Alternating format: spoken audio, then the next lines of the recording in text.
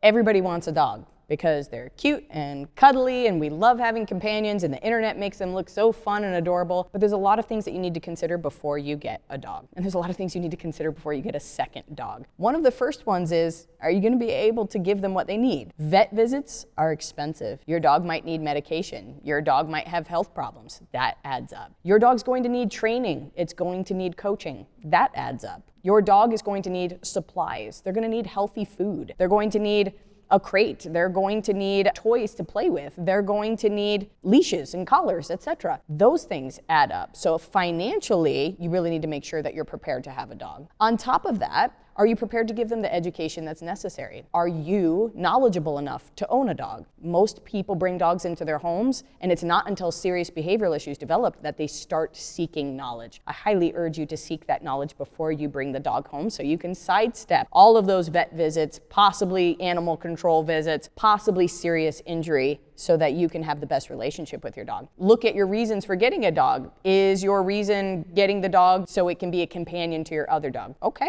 that's perfectly fine. But you have to ask yourself, is my other dog exactly where I want them to be? If the answer is no, bringing a second dog home is just going to make that situation worse, especially concerning behavioral issues. So you have to take into consideration some of these things. Other things you need to take into consideration.